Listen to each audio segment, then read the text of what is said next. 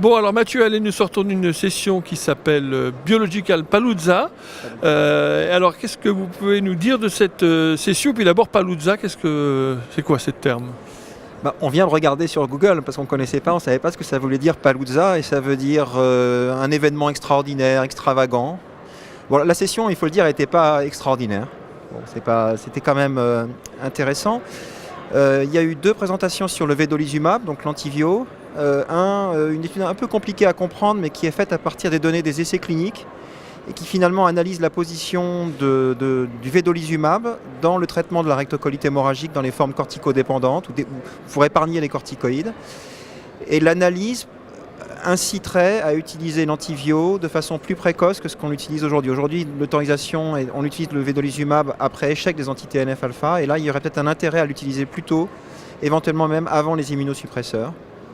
Donc c'est une étude intéressante, c'est un modèle qui est basé sur les essais cliniques. C'est critiquable, mais disons que ça amène un débat intéressant. Et ensuite, sur le vedolizumab, on a eu une autre communication que j'ai trouvée intéressante sur les dosages. Alors, on utilise aujourd'hui les dosages de l'infliximab, de l'Humira dans notre pratique clinique, un peu plus qu'avant.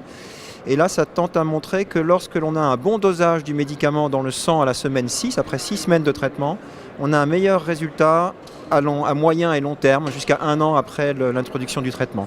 Donc peut-être qu'on sera amené à utiliser les dosages du vedolizumab et l'intérêt de trouver la bonne dose du médicament. Ensuite, on a eu 2 autres communications qui m'ont intéressé sur l'intérêt qu'on connaît déjà des mesures de l'infliximab dans le sang chez les patients traités dans 2 situations cliniques. L'une qui est les patientes qui sont enceintes et traitées par infliximab ou Humira, Remicade ou Humira. Et ce que l'on voit, c'est que, de façon un peu surprenante, d'ailleurs je ne sais pas pourquoi, les dosages dans le sang ont tendance à monter au 2e et 3e trimestre chez les patientes sous infliximab.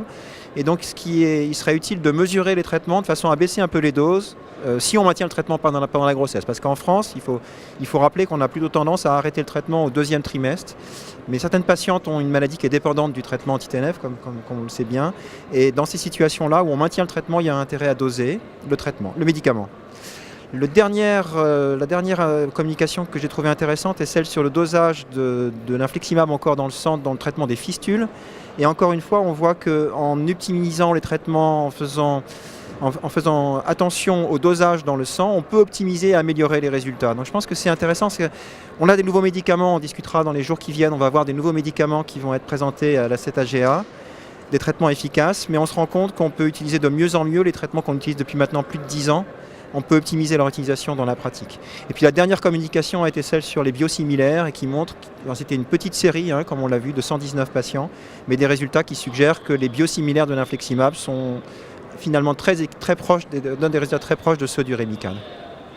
Oui, donc on sent bien maintenant que pour l'utilisation des biothérapies, les dosages sanguins, ça devient vraiment quelque chose de très important. Il faut savoir bien les positionner, mais ça paraît difficile aujourd'hui de ne pas s'en servir.